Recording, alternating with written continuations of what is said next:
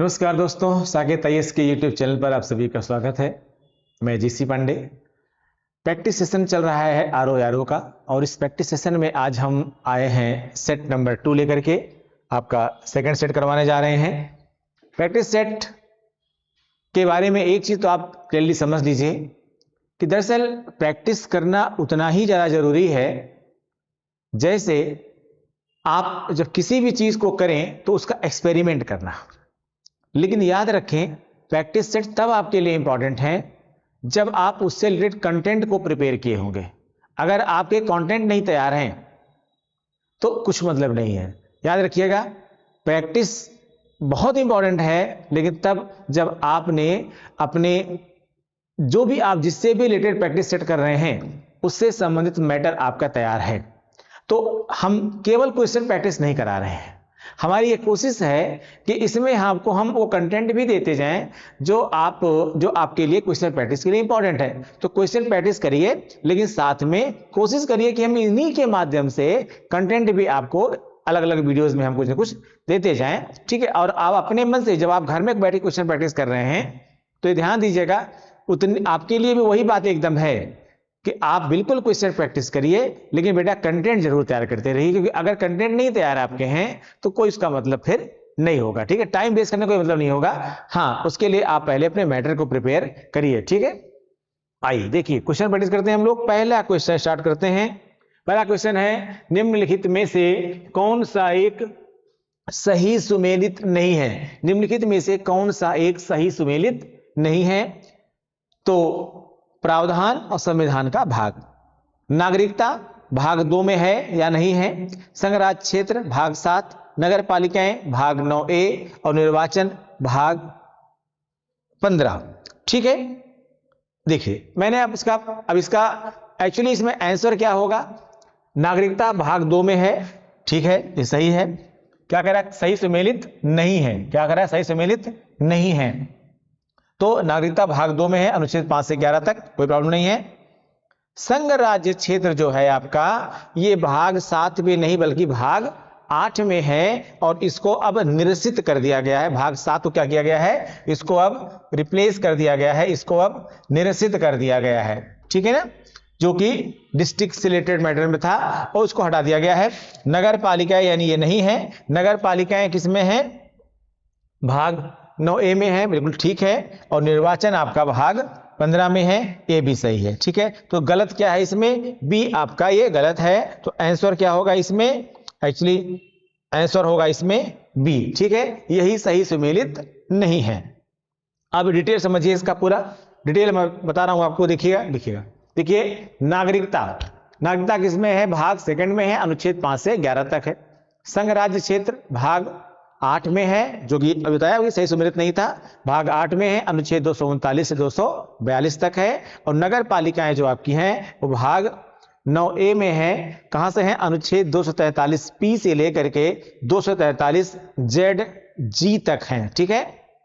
और निर्वाचन का जो प्रावधान है वो भाग 15 में है, अनुच्छेद 324 से 329A तक है। तो इसका जो आपका आंसर बताया हमने आपको, वो आंसर ये बताया, ठीक है। अगला क्वेश्चन देखते हैं। अगला क्वेश्चन कह रहा है कि कथन ए और कारण आर, यानी कथन और कारण दोनों में संबंध होता है। क्वेश्चन क्या कह रहा है? राज्य की कार्यपालिका शक्ति का प्रयोग संसद के कानूनों तथा राज्यों में लागू कानूनों का अनुपालन सुनिश्चित करने हेतु होता है।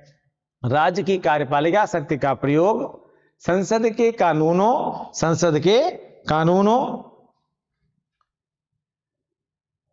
तथा राज्यों में लागू कानूनों का अनुपालन करने हेतु होता है। कारण कह रहा है, अपनी कार्यपालिका शक्ति का प्रयोग करके भारत सरकार राज्यों को आवश्यक निर्देश दे सकती है। ये जो राज्य की कार्यपालिका शक्ति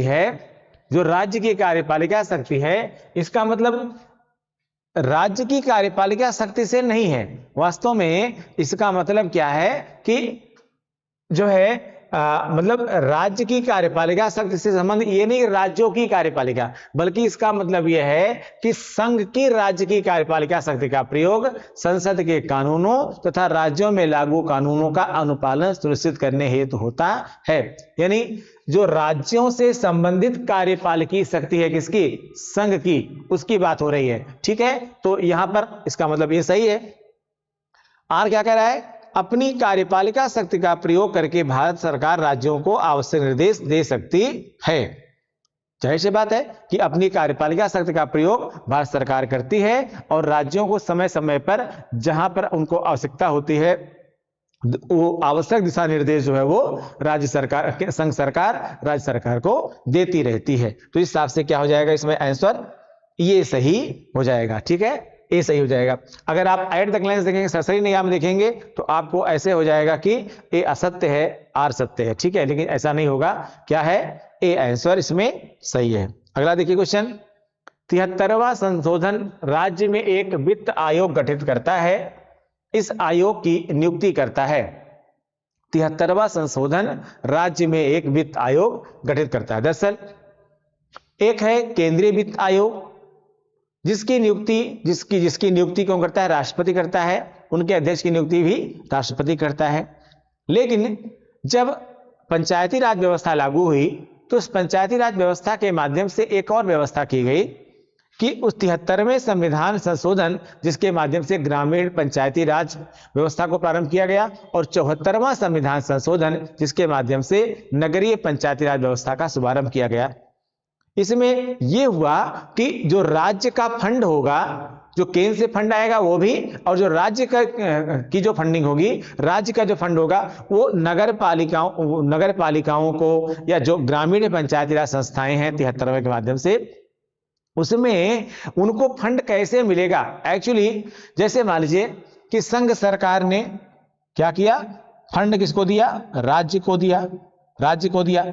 अब राज्य में अगर कोई संस्था ऐसी नहीं होगी जो इस फंड को किसको दे दे, नगर पालिकाओं को दे दे, नगर पालिकाओं को दे, या कह सकते हैं कि आप इसमें आप इसको ऐसे भी कर सकते हैं कि इस फंड को स्थानीय निकायों को दे। तो अगर स्थानीय निकायों को, ठीक है, मिलना है फंड, कहां से, यहां से मिलना है, राज्यों से मिलना है। अब इस स्थानीय निकाय को फंड मिलेगा, इस स्थानीय निकाय को फंड राज्य से भी मिलेगा और संघ से भी मिलेगा, दोनों से फंड मिलेगा। लेकिन इस प्रकार से फंड को वितरित करने का सही तरह से, फंड सही तरह से वितरित भी होना चाहिए ना, फंड का सही तरीके से वितरण हो सके उसके लिए जरूरी है कि यहां पर कोई एक संस्था बनाई जाए। उसी के लिए 73वें संविधान संशोधन में क्या किया गया, ये प्रावधान किया गया कि एक राज्य वित्त आयोग भी बनाया जाएगा। और इस राज्य वित्त आयोग का काम क्या होगा, इस राज्य वित्त आयोग का काम ही होगा कि जो संघ से आ रहा है फंड वो भी स्थानीय निकायों को मिले, और जो राज्य से आ रहा है फंड वो भी स्थानीय निकायों को मिले। कैसे मिले उसकी व्यवस्था वही करता है।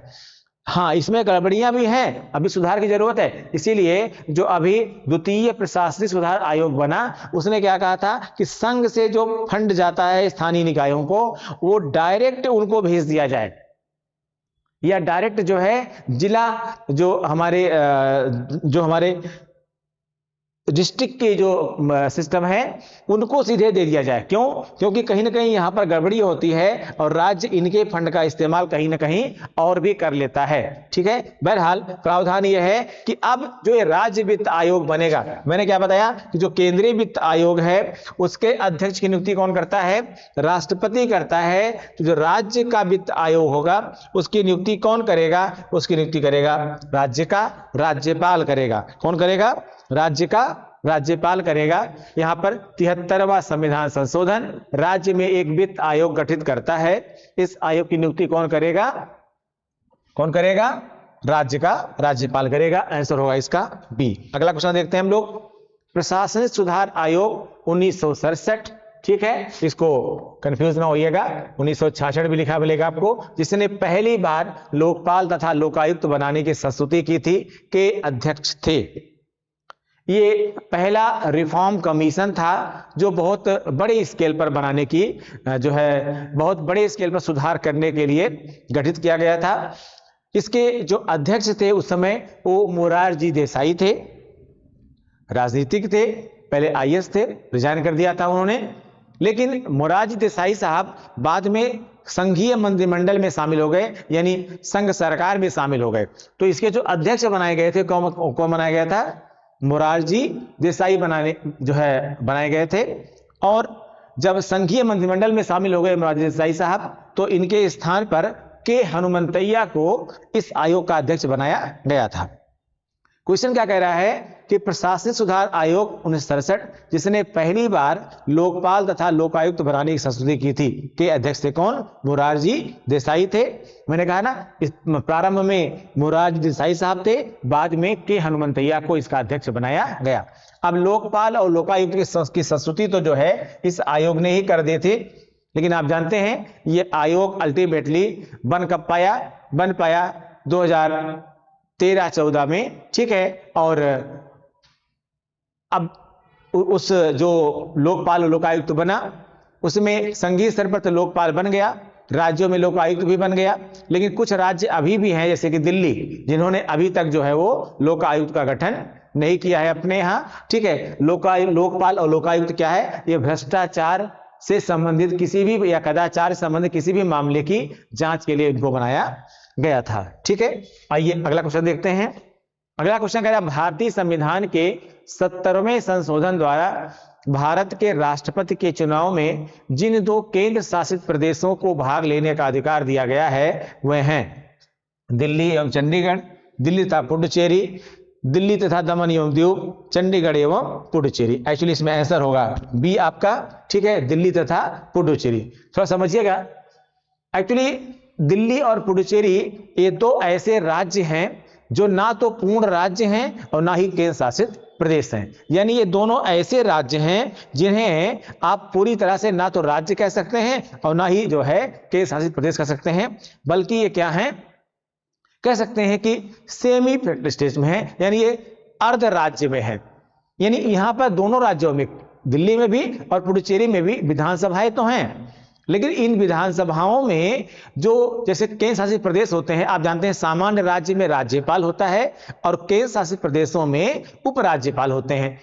लेकिन इन दोनों राज्यों में, लेकिन उन केंद्र शासित प्रदेशों में विधानसभाएं नहीं होती हैं। लेकिन दिल्ली और पुडुचेरी ये 2 ऐसे राज्य हैं जहां पर विधानसभाएं हैं, लेकिन यहां राज्यपाल की जगह पर अभी भी उपराज्यपाल है। जाहिर सी बात है कि जो विधानसभाएं हैं, जो राज्य की सरकार है, इनके मुख्यमंत्रियों को उतना अधिकार नहीं है जितना एक अन्य जो राज्य का मुख्यमंत्री है उनको अधिकार है, ठीक है ना। तो इसलिए आप जानते हैं कई बार उपराज्यपाल से और इन राज्यों के मुख्यमंत्रियों की आपस में टकराहट भी होती रहती है अधिकार क्षेत्र को लेकर के, ठीक है। फिलहाल तो यहां पर विधानसभाएं हैं, लेकिन अब विधानसभा है तो चूंकि राष्ट्रपति के निर्वाचक मंडल में राज्य की विधानसभाएं भी भाग लेती हैं, तो ऐसे में अब चूंकि यहां पर विधानसभाएं हैं, लेकिन फिर भी विधानसभा होने के बावजूद भी ये अगर निर्वाचक मंडल में नहीं शामिल की जाएंगी तो क्या ये ठीक रहेगा? नहीं ठीक रहता। इसीलिए 70वां संविधान संशोधन किया गया और इस संशोधन के माध्यम से दिल्ली और पुडुचेरी को क्या किया गया, इन दोनों को जो है राष्ट्रपति के निर्वाचक मंडल में शामिल किया गया, ठीक है। मैंने कहा ना, इनको ना तो आप पूरी तरह से केंद्र शासित प्रदेश कह सकते हैं, ना पूरी तरह से आप राज्य कह सकते हैं, बल्कि इनको हम अर्ध राज्य कह सकते हैं। कौन इसको? दिल्ली और पुडुचेरी को। अगला क्वेश्चन होगा भारतीय संविधान के 73वें संशोधन के संदर्भ में निम्नलिखित में से कौन सा कथन सही है या है, ठीक है। अभी मैंने आपको बताया कि 73वां और 74वां संविधान संशोधन ये बहुत ही महत्वपूर्ण संविधान संशोधन है।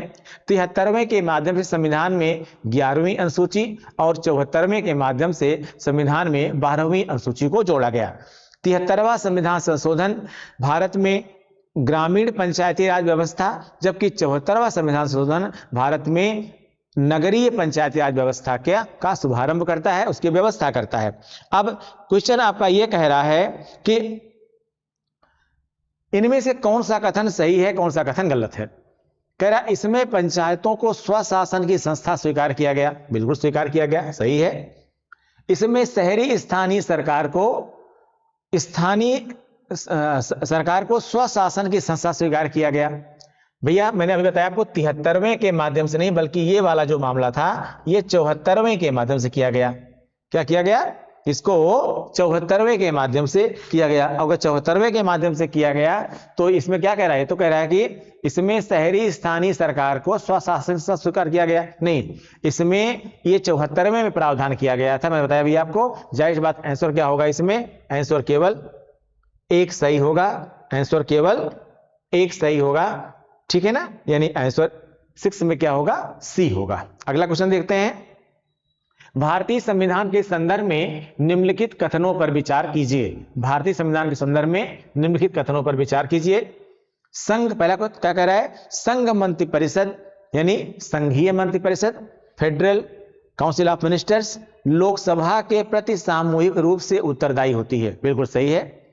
जो संघीय मंत्री परिषद है लोकसभा के प्रति सामूहिक रूप से उत्तरदायी होती है। इसका मतलब क्या हुआ कि जब तक इसको लोकसभा का विश्वास प्राप्त है, लोकसभा के विश्वास प्राप्त का मतलब क्या हुआ कि जब तक इसका लोकसभा में बहुमत है, ठीक है ना, तो ये तभी तक, यानी उसी के जवाबदेह है, राज्यसभा के जवाबदेह नहीं है। मतलब जब तक इसका बहुमत तब तक ये सरकार तब तक अस्तित्व में रहेगी मंत्रिपरिषद, यानी लोकसभा में बहुमत ही संघीय मंत्रिपरिषद के अस्तित्व का आधार होता है।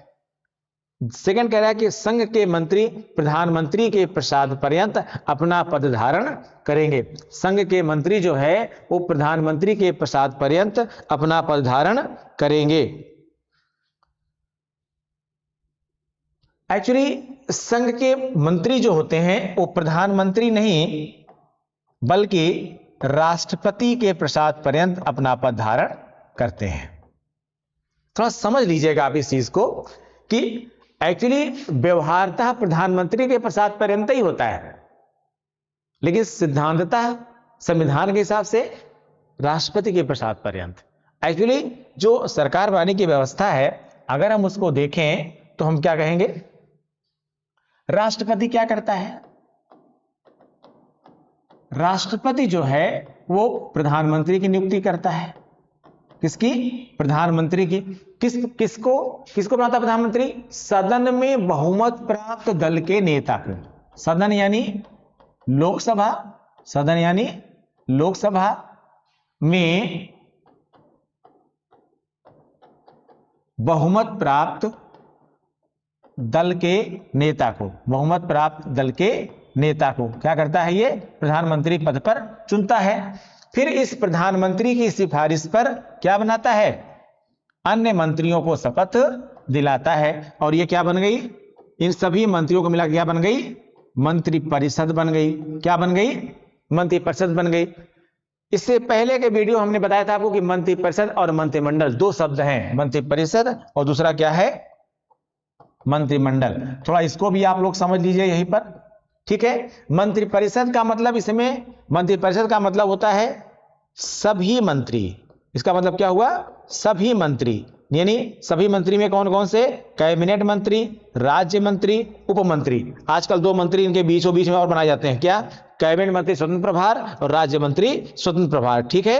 तो कुल मिला के 5 मंत्री हो गए। सभी मंत्रियों से मिलकर बनने वाले समूह को क्या कहा जाता है? मंत्रिपरिषद। लेकिन मंत्रिमंडल कहते हैं किसको? केवल कैबिनेट स्तर के मंत्रियों से मिलकर बनने वाला समूह। केवल कैबिनेट स्तर के मंत्रियों से मिलकर बनने वाला समूह जो बनता होता है उसे हम क्या बोलते हैं? जो केवल और केवल कैबिनेट स्तर के मंत्री होते हैं उनसे मिलकर जो समूह बनता है उसे क्या कहते हैं? हम मंत्रिमंडल कहते हैं। एक्चुअली ये मूल संविधान में नहीं था। मूल संविधान में मंत्रिपरिषद शब्द का ही प्रयोग किया गया था, लेकिन 44वें संविधान संशोधन के माध्यम से अनुच्छेद 352 में, अनुच्छेद 352 में क्या किया गया? अनुच्छेद 352 में इस मंत्रिमंडल शब्द को इंसर्ट किया गया, ठीक है, डाला गया, यहां पर प्रवेश कराया गया। और क्या कहा गया कि युद्ध, बाह्य आक्रमण अथवा सशस्त्र विद्रोह की स्थिति में राष्ट्रपति मंत्रिमंडल की लिखित सिफारिश पर संपूर्ण राष्ट्र में या उसके किसी एक हिस्से में राष्ट्रीय आपात की उद्घोषणा करेगा। तो क्या किया गया, यहां पर इंसर्ट किया गया मंत्रिमंडल शब्द को। अब मंत्रिमंडल को एक्सप्लेन भी करना पड़ेगा, तो जाहिर सी बात है पहले यहां पर मंत्रिपरिषद शब्द था जिसका कुछ ना कुछ दुरुपयोग भी हुआ था, इसकी वजह से जो है यहां पर मंत्रिमंडल शब्द को लाया गया और मंत्रिमंडल शब्द को जो है एक्सप्लेन किया गया कि मंत्रिमंडल का मतलब कैबिनेट स्तर के मंत्रियों से मिलकर बनने वाला समूह। आज यही सर्वश्रेष्ठ समूह होता है और लगभग जो काम होता है वो केवल कैबिनेट मंत्री जो होते हैं वही करते हैं। अन्य जो मंत्री होते हैं वो केवल इन मंत्रियों के सहायतार्थ मंत्री होते हैं। वास्तव में पूरे मंत्रालय का जो प्रमुख होता है वो कौन होता है, कैबिनेट मंत्री होते हैं। ठीक है ना। तो क्वेश्चन क्या था आपका कि राष्ट्रपति प्रधानमंत्री की नियुक्ति करता है और फिर प्रधानमंत्री के परामर्श पर इन सभी मंत्रियों की, यानी सभी जो मंत्रिपरिषद के सदस्य हुए, ये प्रधानमंत्री के परामर्श में जिनका नाम लिस्ट में दे देता है प्रधानमंत्री, उसी को राष्ट्रपति क्या करता है, शपथ दिला देता है एक मंत्री के तौर पर। लेकिन वो राष्ट्रपति ही शपथ दिलाता है ना, तो राष्ट्रपति शपथ दिला रहा है और राष्ट्रपति उस पर साइन भी करता है, आपके शपथ के उसके प्रारूप पर जो आपका बना होता है, जो आप शपथ लेते हैं उसके बाद साइन भी करता है। जब तक वो नहीं करेगा तब तक आप जो है मंत्री नहीं बन पाए। और यहां ये भी ध्यान दीजिएगा कि राष्ट्रपति ही आपको पद से हटा भी सकता है, यानी किसी भी मंत्री को अगर राष्ट्रपति नियुक्त कर रहा है तो हटाने का अधिकार भी राष्ट्रपति के पास ही होता भी है। तो यहां ध्यान दीजिएगा, प्रधानमंत्री का परामर्श होता है लेकिन नियुक्ति किस कौन करता है, राष्ट्रपति के प्रसाद पर्यंत ही यह नियुक्ति होती है। ऐसे में क्या सही है, इसमें केवल एक सही है। क्या सही है, एक सही है, दूसरा क्या है, गलत है। तो 7 का जो आंसर हो जाएगा वो क्या हो जाएगा, ए आंसर हो जाएगा। अगला क्वेश्चन देखिएगा। अगला क्वेश्चन कह रहा है आपका, निम्नलिखित में से कौन भारतीय संविधान के अंतर्गत सही सुमेलित नहीं है। निम्नलिखित में से कौन भारतीय संविधान के अंतर्गत सही सुमेलित नहीं है। तो इसमें पंचायत भाग 9, नगर पालिकाएं भाग 9 का, सहकारी समितियां भाग 9 का, 9 का मतलब 9A, ठीक है, 9A और 9 का यानी 9B, अधिकरण भाग 10। ठीक, तो क्या करें, सही सुमेलित नहीं है, सही सुमेलित नहीं है। एक्चुअली पंचायत भाग 9 में दी गई है, ठीक है, जिसमें ग्रामीण पंचायती राज व्यवस्था के बारे में पूरा बताया गया है, फलाक भर बताया गया है। नगर पालिकाओं के बारे में स्पेशलाइज तरीके से भाग 9A जोड़ा गया है, भाग 9 का, उसमें बताया गया है। सहकारी समितियों के बारे में, जो कोऑपरेटिव सोसाइटीज होती हैं उनके बारे में भाग 9 खा में बताया गया है। लेकिन जो अधिकरण का है ये भाग 10, एक्चुअली ये आपका गलत है, ये गलत है, सही सुमेलित नहीं है। क्योंकि जो भाग 10 है हमारा, इसमें अनुसूचित क्षेत्रों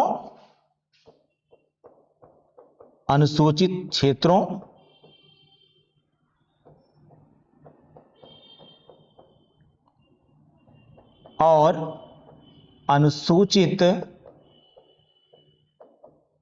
जनजाति क्षेत्रों के प्रशासन के बारे में बताया गया है। किसके, इसमें भाग 10 की अगर हम बात करें तो इसके बारे में बात करें तो हम, ठीक है, जाहिर सी बात है ये वाला गलत है, ऑप्शन है, तो इसमें क्या हो जाएगा, डी आंसर होगा। ठीक है, अगला क्वेश्चन देखते हैं। अगला कह रहा है क्वेश्चन, सूची 1 को सूची 2 से सुमेलित कीजिए तथा नीचे दिए गए कोड से सही उत्तर का चयन कीजिए। 7वीं सूची भाषाएं, 8वीं सूची, 9वीं सूची, 10वीं सूची। अब इसे मिलाने के लिए थोड़ा सा दिमाग लगाया करिए हमेशा। तो सबसे सरल आपको उसको मिलाइए पहले, ठीक है। अच्छा चलिए ठीक है, नीचे से देखते हैं। 10वीं अनुसूची से क्या है, ये इसमें जो दल बदल निरोधी अधिनियम था उसके आधार पर इसमें क्या किया गया है, व्यवस्था की गई है, ठीक है। दल परिवर्तन के आधार पर निर्हरता, मतलब वो जो है उसके लिए अब अगर कोई भी व्यक्ति एक जो है निश्चित संख्या से कम लोग अगर उस दल से अलग होते हैं तो वो क्या हो जाएगा, वो व्यक्ति उस दल से जो है, जिस दल से चुनाव लड़ा था उसने जीता था, तो वो क्या हो जाएगा, अगर वो दल चाहे तो उसके ऊपर दल बदल निरोधी कानून लागू हो सकता है। तो इसमें क्या होगा, डी का 2 हो जाएगा। अब देखिए डी का 2 एकदम कंफर्म है, तो और किस में आ रहा है, डी का 2 किस में आ रहा है, थर्ड ऑप्शन में आपके आ रहा है। ठीक है, बाकी को मिला लीजिए, लेकिन 2 तो और किसी में है ही नहीं है, तो जाहिर सी बात है कि सीधे आंसर आपका क्या हो जाएगा, सी हो जाएगा। लेकिन बाकी को आप मिला लीजिए, ठीक है ना। डी का 2 हो गया तो सी का 4 होगा, सी का 4 होगा। 9वीं अनुसूची में क्या दिया गया है, कुछ अधिनियमों का विधिमान्यकरण, बिल्कुल एकदम ठीक है। इसके अलावा बी का 1 8वीं सूची में विभिन्न भाषाओं के बारे में दिया गया है, ठीक है ना। और ए का क्या हो जाएगा, बताइए, 3 हो जाएगा, ठीक है। 7वीं अनुसूची में विधायी शक्तियों का वितरण किया गया है, तो इसमें आंसर क्या हो जाएगा, सी आपका हो जाएगा। ये कई बार रिपीट किया गया है क्वेश्चन, इसको आप लोग अच्छे से रख लीजिएगा। वैसे सारी अनुसूचियों में आप रख लीजिए, एक अनुसूची से लेकर के, पहली अनुसूची से लेकर के 12वीं अनुसूची तक के सारी सूचियों को आप रख लीजिए, ठीक है। अगला क्वेश्चन, भारतीय संविधान के प्राधिकृत हिंदी पाठ को निम्नलिखित संविधान संशोधनों में से किसके द्वारा प्रकाशित करने के लिए अधिकृत किया गया। 57वां संशोधन, 58वां संविधान संशोधन, 59वां संविधान संशोधन और 60वां संविधान संशोधन। तो पहली चीज तो इसमें जो आपका आंसर है उसको समझ लीजिए, ये 58वां संविधान संशोधन था, 58वां संविधान संशोधन था जो 1987 में किया गया था। उसके द्वारा ही किया गया था हिंदी पाठ को, ठीक है, हिंदी पाठ को निम्नलिखित संविधान संशोधनों में से क्या किया गया था, यानी हिंदी पाठ भी इसका प्रकाशित किया जाए। पहले इंग्लिश में ही प्रकाशित होता था, हिंदी पाठ भी प्रकाशित किया जाए, इससे संबंधित व्यवस्थाएं इसके माध्यम से की गई। अब यहां पर अलग अलग हैं, जरा उनको भी थोड़ा देख लीजिए। जो 57वां संविधान संशोधन आपका है, आंसर क्या होगा इसमें, 58वां, लेकिन 58 होगा, लेकिन 57 क्या है ये भी समझ लीजिए। जो 57 कॉन्स्टिट्यूशन अमेंडमेंट था, इसके द्वारा नागालैंड, अरुणाचल प्रदेश, मेघालय और मिजोरम की विधानसभाओं में अनुसूचित जनजातियों के लिए सीटों के आरक्षण का प्रावधान किया। किसके माध्यम से, 57 कॉन्स्टिट्यूशन अमेंडमेंट के माध्यम से। 58 आपका जो था वो मैंने बता ही दिया आपको, संविधान का हिंदी में प्राधिकृत पाठ प्रकाशित करने के लिए। और जो 59 था, इसके माध्यम से 59 दिया गया है इसमें। 59 1988 में किया गया था। पंजाब में प्रावधान किया गया कि पंजाब के रेफरेंस में स्पेशल प्रोविजन किया गया कि 3 साल से ज्यादा वहां पर राष्ट्रपति शासन को लागू नहीं किया जा सकता है। किसी भी राज्य में संवैधानिक व्यवस्था के विफल हो जाने की स्थिति में ये लागू किया जाता है राज्यपाल शासन, राष्ट्रपति शासन, लेकिन पंजाब के संदर्भ में इसके माध्यम से स्पेशल जो है वो प्रोविजन किया गया। किसके माध्यम से, 59वें के माध्यम से। 60वें के माध्यम से क्या किया गया, 60वां जो संविधान संशोधन था ये भी 1988 में ही हुआ था, और इसमें प्रोविजन दिया गया था कि व्यवसाय में वृद्धि और रोजगारों पर राज्य या फिर स्थानीय निकायों द्वारा लगाए जाने वालों करों की सीमा को रुपया 250 प्रति वर्ष से बढ़ाकर रुपया 2500 कर दिया गया था, ठीक है ना। तो ये प्रोविजन था आपका जो आया बाद में, इसके माध्यम से 60वें संशोधन अधिनियम के माध्यम से। तो इसमें लेकिन क्वेश्चन क्या पूछा गया है कि हिंदी पाठ प्रकाशित करने वाला जो संशोधन था वो किसके माध्यम से किया गया था, तो किसके माध्यम से किया गया था, वो 98वें संविधान संशोधन के माध्यम से किया गया था। अगला क्वेश्चन देखिए आप लोग। अगला क्वेश्चन कहता है, निम्न में से कौन नागरिकता के अर्जन हेतु शर्तों का नियत करने के लिए सक्षम है। तो निम्न में से कौन नागरिकता के अर्जन हेतु शर्तों को नियत करने के लिए सक्षम है। चुनाव आयोग, राष्ट्रपति, संसद एवं राज्यों की विधानसभाएं और संसद। तो क्या होगा इसमें, एक्चुअली जो नागरिकता से संबंधित प्रावधान की बात है, नागरिकता अभी कुछ देर पहले लिखा था हमने, नागरिकता जो है का जो प्रावधान है वो अनुच्छेद 5 से 11 में किया गया है।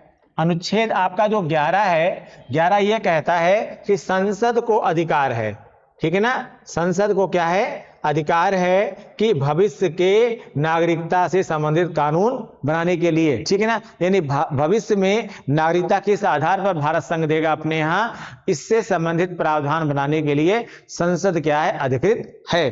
तो संसद एवं राज्यों की विधानसभाएं संसद। इस आधार पर क्या होगा आंसर संसद। याद रखिएगा, राज्यों की विधानसभाओं को नागरिकता के संदर्भ में कोई भी अधिकार नहीं है, तो जाहिर सी बात है क्या होगा, केवल संसद होगा अनुच्छेद 11 के अनुसार। आंसर क्या होगा इसमें, डी होगा। अगला क्वेश्चन देखिएगा, शब्द धर्मनिरपेक्ष भारत के संविधान की प्रस्तावना में किस संविधान संशोधन द्वारा जोड़ा गया? तो आप जानते हैं आपके मूल संविधान में समाजवाद और धर्मनिरपेक्ष ये दोनों ही शब्द नहीं थे।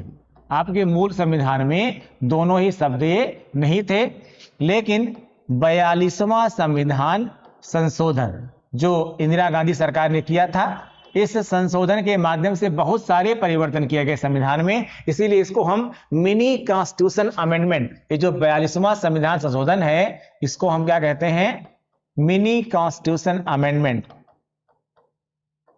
या आप इसको कह सकते हैं, इसको मिनी कॉन्स्टिट्यूशन भी कहा जाता है। क्या कहते हैं, यानी इतना परिवर्तन किया गया था कि एक छोटा संविधान बन सकता है उससे, ठीक। तो इसके माध्यम से क्या किया गया था, इन दोनों शब्दों को जोड़ा गया। इन दोनों शब्दों को, समाजवाद और धर्मनिरपेक्ष शब्द को भारत के संविधान की प्रस्तावना यानी प्रियम्बल, ठीक है, प्रस्तावना यानी प्रियम्बल, इसमें क्या किया गया, इन दोनों शब्दों को ला करके यहां पर इंसर्ट किया गया, ठीक है। क्या लिखा गया, हम भारत के लोग, भारत को संपूर्ण प्रभुत्व संपन्न, ठीक है ना, आगे फिर समाजवादी और धर्मनिरपेक्ष, ठीक है। तो ये क्या था, इसमें 42वां संविधान संशोधन, क्या हो जाएगा इसका आंसर, बी हो जाएगा। अगला क्वेश्चन देखते हैं हम लोग, भारतीय संविधान का कौन सा भाग संविधान की आत्मा कहलाता है? देखिए, वैसे तो सामान्य तौर पर सबसे गोल्डन पेज कहा गया है किसको, फंडामेंटल राइट्स को, ठीक है।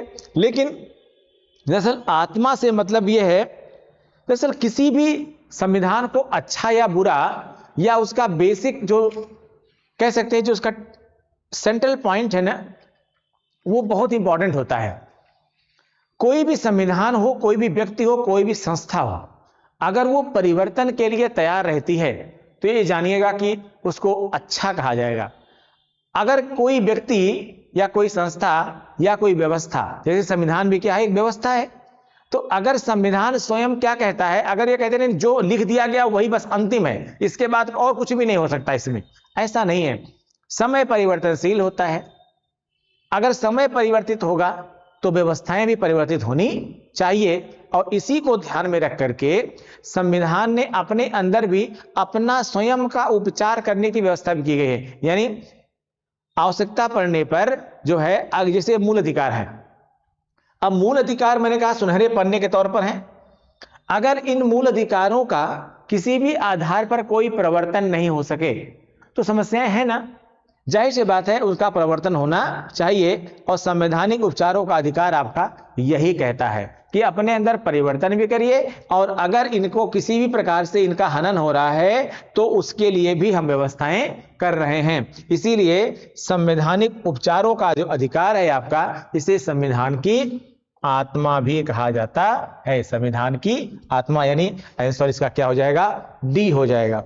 अगला क्वेश्चन देखिएगा, निम्नलिखित में से कौन एक नए राज्यों के निर्माण के लिए संवैधानिक उपबंध नहीं है? यानी अगर नए राज्य का निर्माण करना है, नए राज्य का सृजन करना है, तो क्या व्यवस्था है इसमें, कह रहा कौन संवैधानिक उपबंध नहीं है, यानी इनमें से ऐसी कौन सी व्यवस्था नहीं है जिसका संविधान में वर्णन किया गया। क्या कह रहा है, किसी राज्य का क्षेत्र बढ़ाकर, बिल्कुल संसद को अधिकार है किसी राज्य के क्षेत्र को विस्तार कर सकती है वो।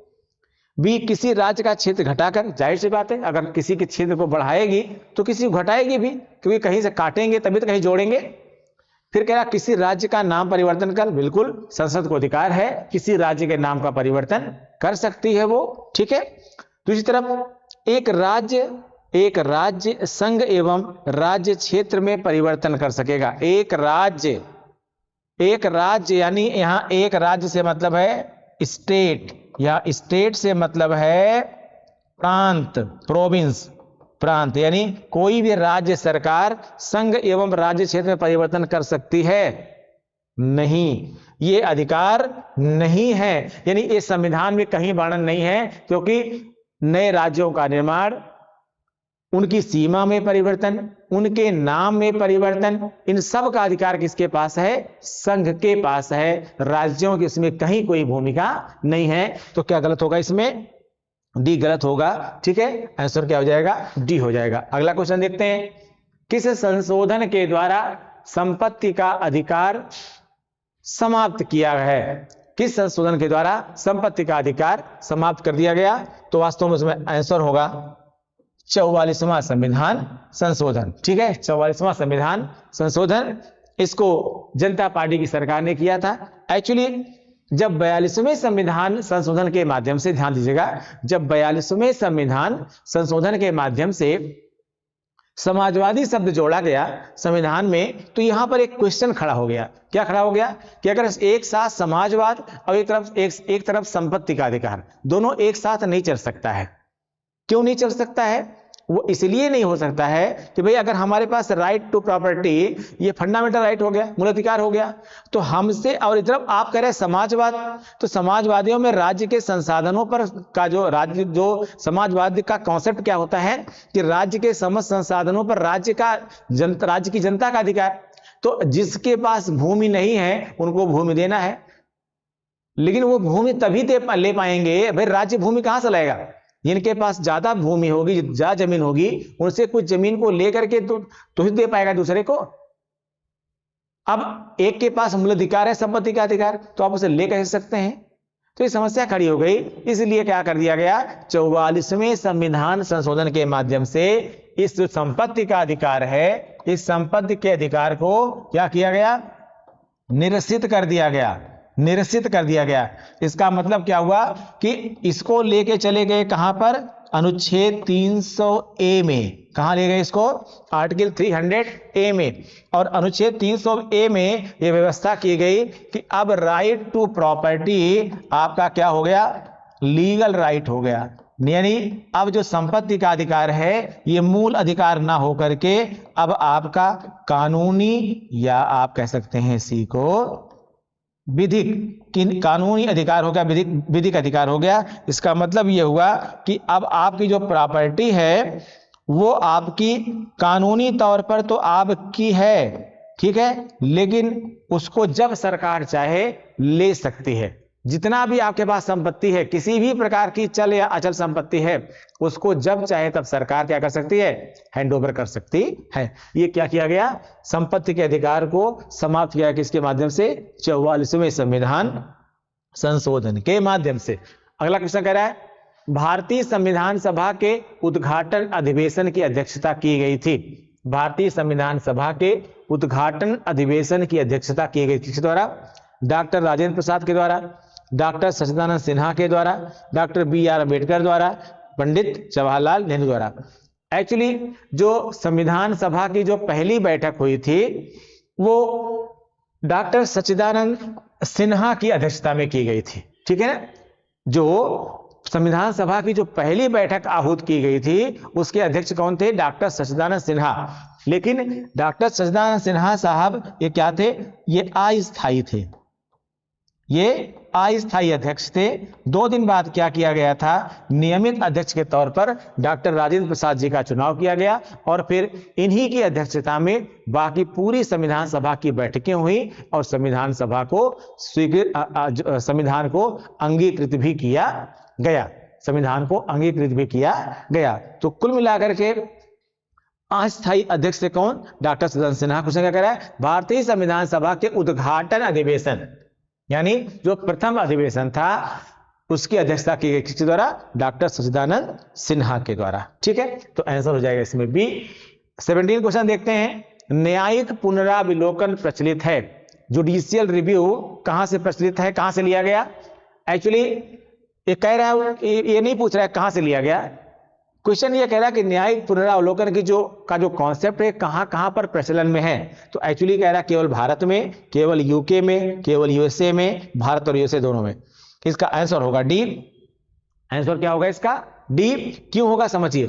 एक्चुअली न्यायिक पुनरावलोकन हमारे संविधान में अमेरिका से लिया ही गया है, और जाहिर सी बात है कि जब जिस व्यवस्था को हमने अमेरिका से ग्रहण किया गया है, लिया है, वो वहां तो प्रचलित होगी, तो जो न्यायिक पुनरावलोकन है तो भारत में भी प्रचलित है और फिर वो अमेरिका में भी प्रचलित है।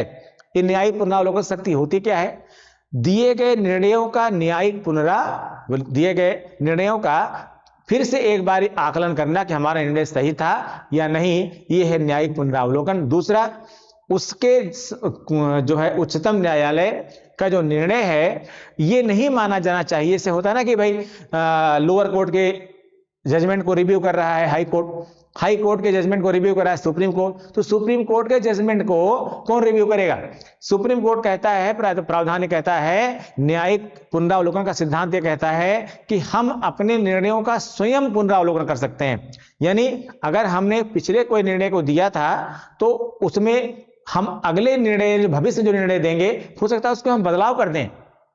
ऐसा इसलिए किया जाता है कि अगर हमने एक बार कहीं गलती से गलती कर दी तो दोबारा हम जानबूझकर गलती ना करें। दूसरा, हमने इसी संदर्भ में, ठीक उसी संदर्भ में अगर कोई निर्णय आज दिया है तो वो आज के परिप्रेक्ष्य में सही है, लेकिन जरूरी नहीं है कि भविष्य के परिप्रेक्ष्य में उसी परिस्थिति में वो निर्णय जो है भी सही हो। जाहिर सी बात है, परिस्थिति में बदलाव हो जाएगा तो प्रश्न वही है, लेकिन उसका उत्तर क्या हो जाएगा? अलग अलग हो जाएगा।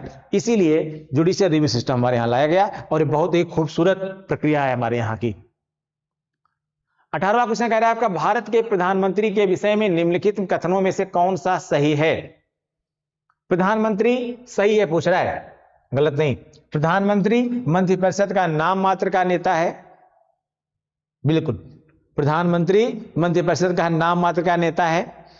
कह रहा वह संसद के प्रति उत्तरदायी नहीं है। क्यों नहीं है भाई? वह अपने मंत्रियों में से किसी एक को बर्खास्तगी नहीं कर सकता है। प्रधानमंत्री मंत्रिपरिषद का वास्तविक नेता है। एक्चुअली ये गलत है, ये सब कर सकता है, ठीक है। कैसा, कौन सा सही है? कौन सा सही है? एक्चुअली इनमें जितना भी काम देख रहे हैं ये सब गलत काम है। प्रधानमंत्री मंत्रिपरिषद का वास्तविक नेता होता है। क्या है? प्रधानमंत्री मंत्रिपरिषद का वास्तविक नेता है। प्रधानमंत्री मंत्रिपरिषद का नाम मात्र का नेता है, नहीं, वास्तविक नेता है। ये स्टेटमेंट गलत है। वह संसद के प्रति उत्तरदायी नहीं है, नहीं भाई, वो संसद के प्रति जवाबदेह होता है, ठीक है ना। इसीलिए अगर प्रधानमंत्री का इस्तीफा संपूर्ण मंत्रिपरिषद का इस्तीफा माना जाता है। वह अपने मंत्रियों में से किसी एक को बर्खास्त नहीं कर सकता है। कर सकता है, बर्खास्त राष्ट्रपति करता है, लेकिन राष्ट्रपति के पास प्रधानमंत्री का पत्र जाता है कि फला मंत्री को क्या किया जाए, उनके पद से बर्खास्त कर दिया जाए। और अगर प्रधानमंत्री नहीं कह रहा है, सीधे कोई मंत्री पहुंच जा रहा है हमको बर्खास्त कर दीजिए या हमको मंत्री बना दीजिए, भी कोई मतलब नहीं है। जाहिर सी बात है प्रधानमंत्री का अधिकार ये होता है। तो ये भी गलत है, ये भी गलत, ये भी गलत है। सही क्या हो जाएगा इसमें? सही हो जाएगा डी। तो इसमें आंसर क्या हो जाएगा? डी, क्योंकि सही है पूछ रहा है। अगला क्वेश्चन कह रहा है, भारत का संविधान अंगीकृत एवं अधिनियमित हुआ था 26 जनवरी 1950 को, 11 फरवरी 1948 को, 26 नवंबर 1949 को, उपर्युक्त में से किसी तिथि को नहीं। इसका आंसर होगा सी। क्या होगा इसका आंसर? सी होगा। क्यों होगा सी? समझिए। एक्चुअली पूरा संविधान जो हमारा है वो 26 जनवरी 1950 को अंगीकृत किया गया, आत्मर्पित किया गया, यानी पूरी तरह से लागू किया गया। लेकिन चूंकि कुछ प्रावधान जैसे कि नागरिकता, ये बहुत इंपॉर्टेंट था हमारे, ठीक है ना, कि कुछ प्रावधान तुरंत से ही लागू कर दिए जाएं, क्योंकि उस समय आप जाने दंगे फसाद चल रहे थे। भारत और पाकिस्तान दो अलग अलग देश बन गए थे। लोगों इधर से उधर लोग क्या कर रहे थे? माइग्रेट कर रहे थे। तो निर्वाचन से संबंधित प्रावधान, नागरिकता से संबंधित प्रावधान, इन सबको तुरंत ही अटेंडम लागू करना बहुत जरूरी था। इसलिए इनमें से कुछ प्रावधानों को 26 नवंबर 1949 को क्या किया गया? स्वीकार कर लिया गया। यानी कुछ संविधान के कुछ महत्वपूर्ण भाग 26 नवंबर 1949 को ही स्वीकार कर लिए गए थे, ठीक है ना। लेकिन शेष संविधान कब लागू किया गया? 26 जनवरी 1950 को लागू किया गया। तो अंगीकृत और अधिनियमित की अगर हम बात करें तो क्या इसमें आंसर हो जाएगा? सी आंसर हो जाएगा, ठीक है। लेकिन पूरा संविधान कब लागू हुआ? 26 जनवरी 1950 को लागू हुआ, ये सब लोग जानते हैं। तो पूर्ण संविधान अंगीकृत और अधिनियमित कब हुआ? 26 जनवरी 1950 को हुआ। लेकिन उसके कुछ विशिष्ट भागों को जिनकी तत्कालिक तौर पर आवश्यकता थी उनको 26 नवंबर 1949 को ही लागू कर दिया गया था। आंसर क्या हो जाएगा इसमें? सी हो जाएगा। अगला क्वेश्चन, निम्नलिखित में से कौन सी नेहरू रिपोर्ट की अनुशंसा नहीं थी? जो नेहरू रिपोर्ट आई थी उसमें कौन सी इसमें से कौन सी नेहरू रिपोर्ट की अनुशंसा नहीं थी? ए है डोमिनियन दर्जा, बी है पृथक निर्वाचक मंडल, सी है एकात्मक तथा लोकतंत्रीय केंद्र, और डी है वयस्क मताधिकार। वयस्क मताधिकार, डोमिनियन दर्जा, पृथक निर्वाचन मंडल। देखिए डोमिनियन दर्जा की बात कही थी उन्होंने, सही बात है। एकात्मक तथा लोकतंत्रीय केंद्र ये भी कहा था। वयस्क मताधिकार की बात भी हुई थी।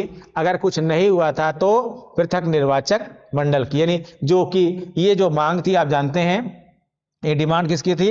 मुस्लिम लीग की डिमांड थी पृथक निर्वाचक मंडल बनाने की, ठीक है। और ये कांग्रेस उसका क्या कर रही थी?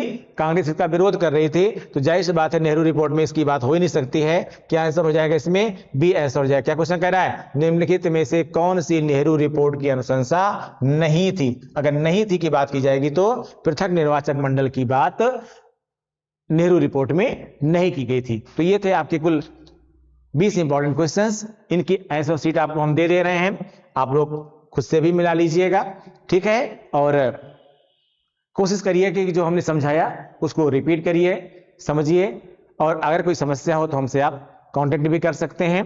हम पूरी एक सीरीज देंगे इसमें जिसमें जितने भी इंपॉर्टेंट इंडियन पॉलिटी क्वेश्चंस हैं सब आपको लगभग मिल जाएंगे, ठीक है। Thank you.